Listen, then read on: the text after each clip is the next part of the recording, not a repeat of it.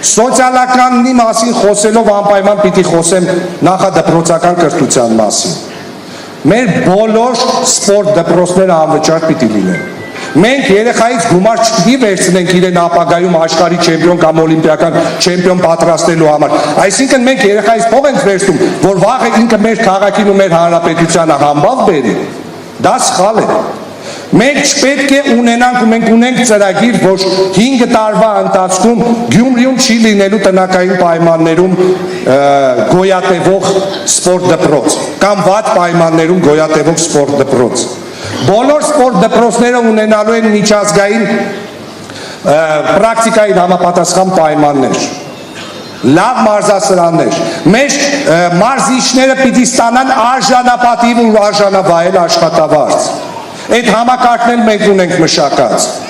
Գյումրին ճիշտ կառավարելու դեպքում, բյուջեն ճիշտ կառավարելու դեպքում այդ մարդկանց աշխատավարձը հնարավոր է ամեն տարի 15-ից 20%-ով բարձրացնել ու 5-րդ տարվա ավարտին ստանալ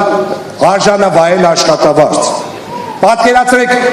տղամարդ մարզիչ, այստեղ գենդերային տարբերություն չեմ դնում, բայց մեր տղամարդկան շատ լավ ճանաչելով եմ սա ասում։ Տղամարդ մարզիչ, որը 78,000 դրամ աշխատավարձ է տանում տուն, այն պայմաններում պարագայում եթե մարզվող երեխա ունի, ու որպեսզի այդ 78,000 դրամը տուն տանի, 10 երեխայի 500 դրամ վարձը պարապելու ինքն է մուծում իր աշխատավարձից 5,000 դրամ, որ 73,000-ը տուն տանի։ Սա ամոթ է բոլոր իշխանությունների համար, բոլոր, թե նախկիններ, թե ներկա։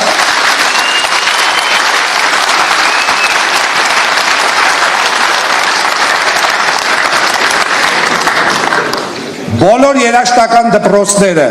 բոլոր սպորտ դպրոցները, ընդհանրապես նախադպրոցական կրթությունը Գյումրիում լինելու է անվճար։ Մենք մեր երեխաներին պիտի հնարավորություն տանք առանց կաշկանդվելու փողոցից գնալ դեպի կրթահամալիր։ Այն վայրեր, որոնք մեր քաղաքին տվել են մարդիկ, որոնք հզորագույն համբավ են բերել մեր քաղաքին։ Սոցիալական բնակարանաշինությունը։